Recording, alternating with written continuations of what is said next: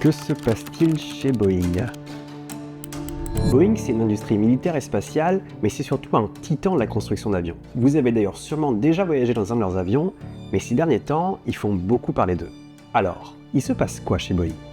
Et pour répondre à cette question, j'ai analysé des rapports d'enquête, des centaines d'articles de presse, et dans certains cas, j'ai même pu comparer le rapport d'enquête officiel avec l'article de presse associé.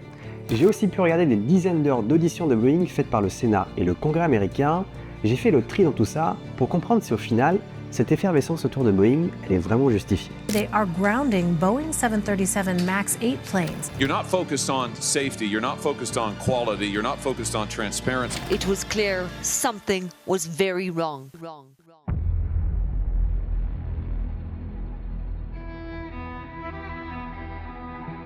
Bon, ce qui a mis Boeing au devant de la scène, c'est la crise du 737 MAX en 2019. C'est vraiment ça qui a mis la lumière sur un problème de structure et de sécurité chez Boeing.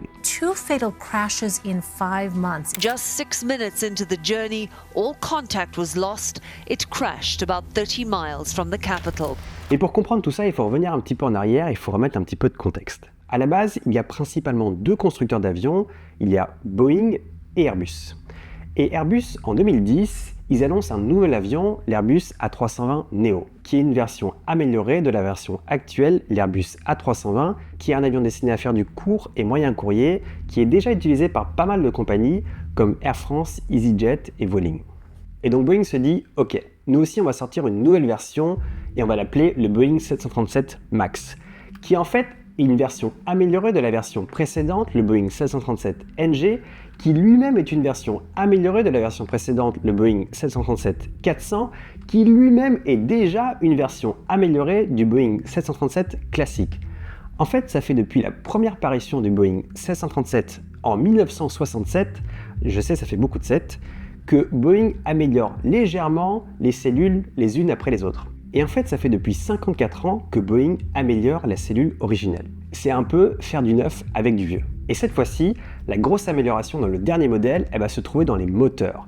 Ils vont utiliser des moteurs qui s'appellent LEAP 1B. Et ces moteurs, ils sont plus gros que les anciens moteurs, et le problème, c'est qu'ils ne passent pas au même endroit sous l'aile. Du coup, il va falloir les changer légèrement de place et les avancer légèrement. Mais en faisant ça, ils vont modifier un truc qu'on appelle le couple assiette-puissance. Et pour faire simple, le couple assiette-puissance, c'est comment le nez de l'avion réagit à des changements de puissance des moteurs. Typiquement, quand on augmente la puissance des moteurs, le nez de l'avion va se lever, et quand on réduit la puissance des moteurs, le nez de l'avion va se baisser. Et Boeing avait peur que le nez de l'avion se cabre un peu trop, typiquement au décollage. Du coup, ils vont se dire, ok, on va inventer un système pour baisser le nez de l'avion quand il est trop cabré. Et ce nouveau système, il l'appelle le MCAS. Le système MCAS. MCAS, or Maneuvering Characteristics Augmentation System. Mais le problème dans tout ça, c'est que le MCAS, il prend sa source que d'une seule sonde. Et il se passe quoi quand cette sonde est cassée? The pilots of both jets reported technical difficulties. The two planes appeared to struggle to gain altitude before making a steep nosedive and crashing less than 15 minutes after takeoff. It went down just after takeoff, killing all 157 people on board. It was the second deadly crash of that model in 5 months. Deux crashs en l'espace de 6 mois de deux Boeing 737 MAX faisant 346 morts. En fait, si la sonde elle est cassée, endommagée ou arrachée par un oiseau, et le MCAS va recevoir des données erronées et va donc envoyer des ordres à piquer qui seront eux-mêmes erronés. Et donc l'avion piquera du nez pensant corriger un problème, mais alors qu'il n'a pas de problème parce que c'est juste le MCAS qui reçoit des données erronées et qui envoie des ordres à piquer qui sont erronés. Et l'énorme problème dans tout ça, c'est que Boeing avait minimisé l'existence du MCAS aux pilotes, voire même pas mentionné, et ils avaient dit que le MCAS était une sous-partie du speed trim, un mécanisme déjà connu des pilotes. Et en fait, si Boeing n'en avait quasiment pas parlé aux pilotes, c'est pour ne pas engendrer de formation. Parce que quand le nouvel avion est trop différent de l'avion précédent, il faut reformer les pilotes. Et un pilote en formation, c'est un pilote qui ne vole pas, et ça coûte cher. Et les compagnies aériennes, elles n'aiment pas trop ça. Et Boeing veut plaire aux compagnies aériennes, elle veut leur plaire plus qu'Airbus. Et c'est pour ça que pendant la certification, Boeing va pas trop parler du MCAS. Et c'est comme ça qu'on se retrouve avec deux crashs de deux Boeing 737 MAX qui se ressemblent, et en fait, l'avion piquait du nez et les pilotes ne savaient pas pourquoi. Du coup, l'avion, il a été progressivement arrêté de vol. Emergency order of prohibition to ground all flights of the 737. Et il faut bien comprendre qu'un avion qui est arrêté de vol, c'est un véritable cauchemar pour le constructeur et les compagnies aériennes qui comptent dessus pour opérer leur vol. Et la vraie question qu'il faut se poser, c'est comment Boeing en est arrivé là. Parce qu'à la base, Boeing, c'est un véritable empire, c'est un titan de l'aéronautique, c'est 170 000 employés à travers plus de 65 pays, c'est 10 000 avions de ligne en service à l'heure où on parle. Ils sont tellement puissants et leur réputation tellement forte qu'il y avait même un dicton « If it ain't Boeing, I ain't going ». Alors comment ils ont fait pour construire un avion pareil?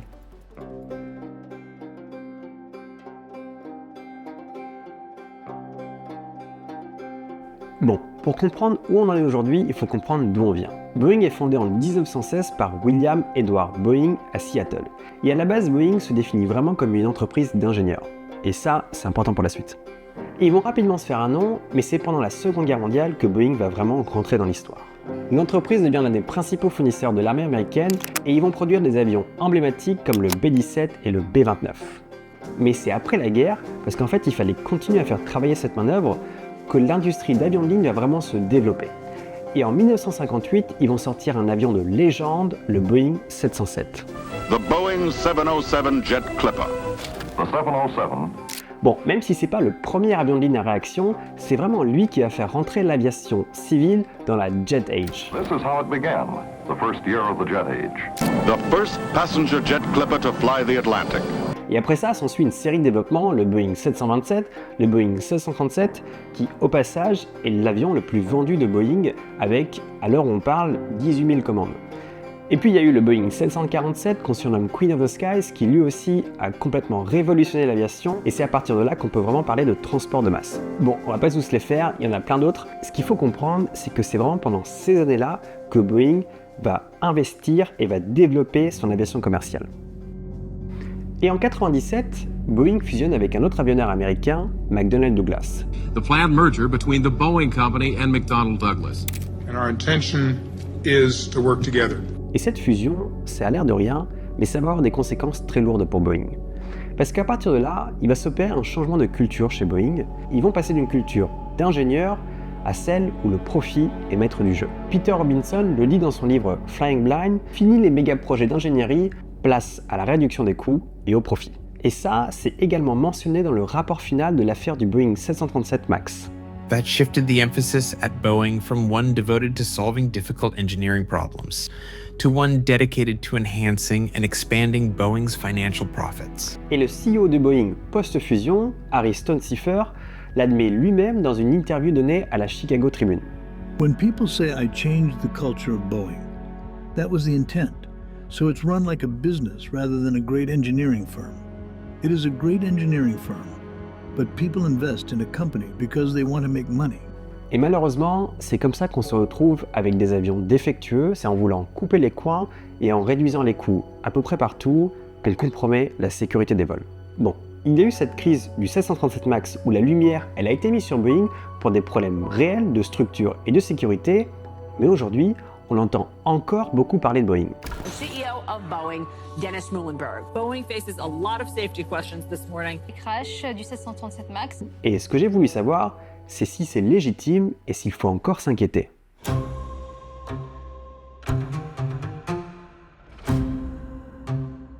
Ok, pour mieux comprendre, on va prendre un exemple. Alors ce qu'on va faire, c'est qu'on va taper sur Google Airbus incident. Et là, ce qu'on peut faire, c'est qu'on peut regarder sur la première page de Google le nombre d'incidents qu'il y a eu récemment.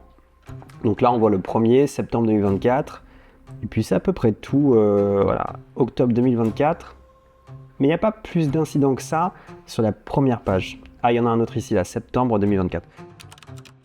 Donc là, sur Incident Boeing, on voit qu'il y a déjà plus d'articles. Les derniers ont été écrits, voilà, il y a une semaine, 49 minutes, 2 semaines. Enfin, on voit quand même qu'il y a beaucoup plus d'activité chez Boeing. Tiens, on va prendre un exemple et on va cliquer sur cet article-là. Donc là, on voit Boeing dérouté en urgence à Perpignan à cause des orages. Ok. On voit le Boeing a été dérouté en urgence à cause de violents orages. Ok. Bon, en fait, cet article, il fait référence à un vol qui a fait Copenhague, Barcelone, et arrivant à Barcelone, en fait, la météo était pas bonne, donc l'avion s'est mis en attente au nord-est de Barcelone avant de décider de se dérouter vers Perpignan. Voilà, ça c'est une situation qui arrive, et ça arrive à toutes les compagnies, ça arrive à tous les constructeurs, peu importe la provenance, c'est une situation de problème météo, donc ça concerne tout le monde.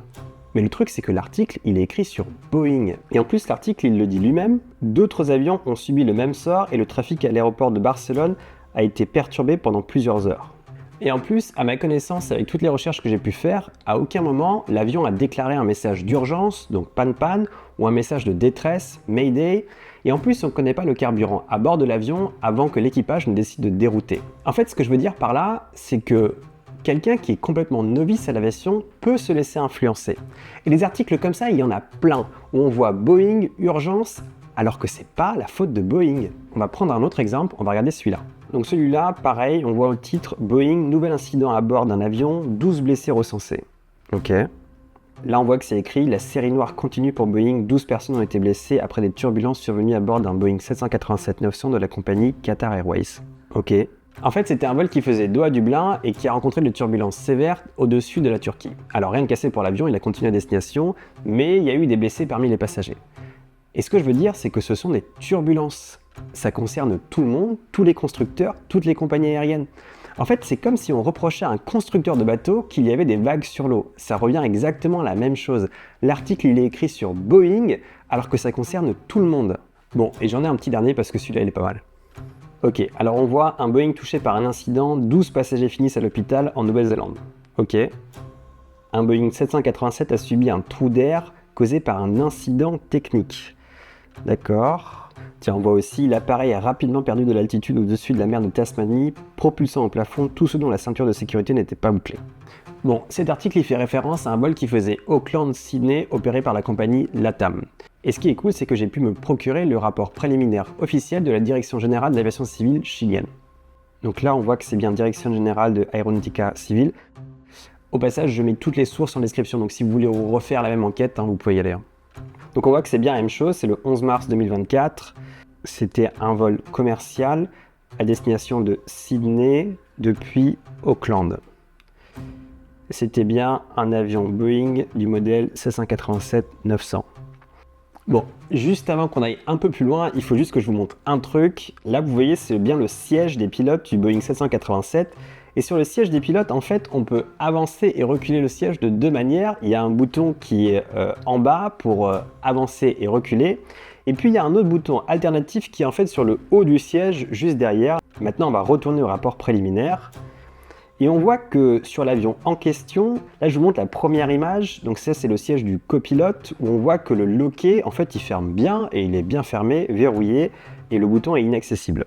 Mais sur le siège du commandant de bord, on voit que ce petit loquet, il ferme un petit peu mal, pour une raison ou pour une autre, il doit y avoir un petit peu de jeu. Je vais parler au conditionnel parce que c'est encore un rapport préliminaire. Et en fait ce qui s'est passé, c'est qu'une hôtesse de l'air est venue dans le cockpit pour déposer les plateaux repas, et sans faire exprès, elle aurait appuyé en fait sur le clapet qui lui-même aurait appuyé sur le bouton qui lui-même aurait fait avancer le siège du commandant de bord. Et en fait, en avançant, le commandant de bord a appuyé sur le manche et a poussé le manche en avant, ce qui a déconnecté l'autopilote et ce qui a fait en fait piquer l'avion du nez. Donc à ce moment-là, ça fait un petit peu l'effet 0G, comme les avions 0G. Alors l'avion il a été récupéré rapidement par le copilote qui a tiré sur le manche pour récupérer l'avion. C'est une manœuvre qu'on appelle une ressource. Et pendant la ressource, en fait, tout ce qui flottait dans l'avion retombe subitement. Et c'est là où il y a les blessés. Donc là, pour le coup, on voit encore que c'est une série d'événements qui a fait que l'avion a piqué du nez. Mais est-ce que c'est la faute de Boeing? Et ce qu'il faut retenir dans cet article, c'est que les trous d'air, ça n'existe pas. Il n'y a pas de trou dans l'air comme il n'y a pas de trou dans l'eau. En fait, en ce moment, il y a une psychose avec Boeing. Et la lumière, elle s'est allumée sur Boeing pour des réelles raisons de sécurité et de structure chez Boeing. Mais aujourd'hui, cette lumière, elle a un peu du mal à s'éteindre et elle reste allumée sur tout type d'événements qui concernent Boeing. Et en fait, si j'ai voulu faire cette vidéo, c'est parce que je me sens directement concerné par ça. Bon, sans trop raconter ma vie, en fait, je suis moi-même pilote d'avion sur des avions Boeing. Et aujourd'hui, j'entends des passagers qui rentrent dans l'avion et qui demandent si c'est un avion Boeing et est-ce qu'ils sont en sécurité.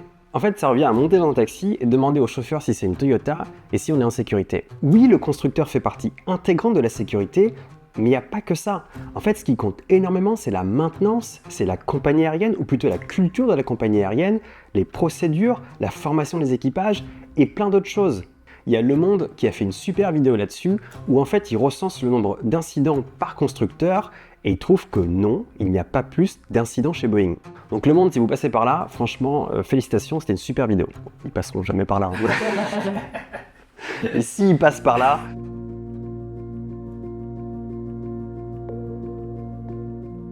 Bon, comme on a vu, Boeing c'est un peu un paradoxe, parce que oui, il y a des problèmes de culture et de sécurité chez Boeing, mais il y a aussi un engouement en ce moment autour de Boeing. Et en fait, la vraie question qu'on peut se poser, c'est est-ce que Boeing a réorienté sa culture vers produire des avions fiables et de qualité ? Alors, ils ont sorti un communiqué de presse en 2022 et ils disent avoir fait plein de changements, du coup, je vous propose de le regarder ensemble. We implemented a series of meaningful changes to strengthen our safety practices and culture. Alors déjà, ils disent avoir réorganisé les 50 000 ingénieurs sous un seul et même chef pour revaloriser l'expertise de l'ingénieur. On voit aussi dans ce communiqué qu'ils ont créé un SMS, un Safety Management System. Ça, c'est un truc qui est vachement commun dans les compagnies aériennes, donc c'est plutôt une bonne chose qu'ils créent ça. Ils ont aussi créé un comité de la sécurité de l'aérospatiale, et ça, ils disent que ça augmente la surveillance de la sécurité dans tous les aspects de la production.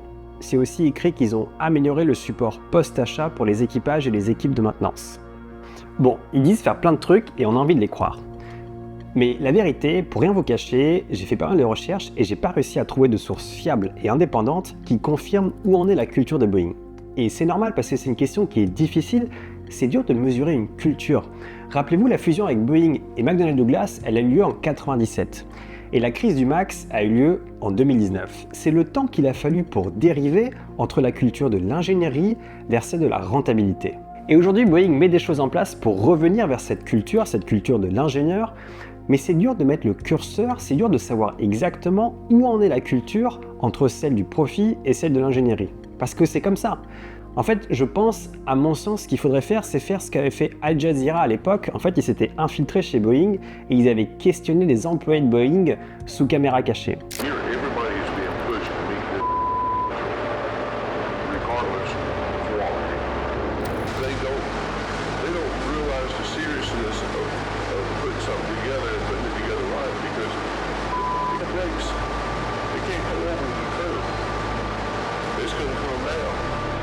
À mon sens, c'est en allant sur le terrain et en questionnant les employés qu'on pourra réellement savoir où en est Boeing. En tout cas, ce qui est sûr, c'est que Boeing a subi des mises en garde sévères par le gouvernement américain. La FAA est beaucoup plus rigoureuse dans la certification des nouveaux avions Boeing. On le voit avec le 777X, qui est le dernier avion du constructeur. Alors, à l'heure où on tourne cette vidéo, le Boeing 777X, il accumule à peu près 6 ans de retard. Alors, c'est pas que des problèmes de certification, il y a aussi d'autres réels problèmes, en partie des moteurs, des struts qui tiennent les moteurs. Mais la certification y est pour quelque chose parce qu'aujourd'hui la FAA est vachement regardante et pointilleuse avec Boeing. Et ça, c'est rassurant pour tous les passagers d'avions Boeing. Alors j'ai vraiment cherché comment conclure cet épisode et on entend souvent parler que Boeing est too big to fail. Et Peter Robinson, il le dit aussi dans son livre. Et je pense que la meilleure phrase, elle a été prononcée par un journaliste américain. It is pretty clear something has to change at Boeing and it has to be at the top of that company. Because if you are truly too big to fail, that should mean that you are big enough to spend the time and resources required to fix the culture that you have destroyed. Merci d'avoir regardé les vidéos, c'était beaucoup de travail, mais ça nous fait vachement plaisir. Donc si jamais vous considérez mettre un like ou vous abonner ou un petit commentaire, si vous voulez, ça nous fera très plaisir. Et je vous dis à la prochaine dans d'autres vidéos.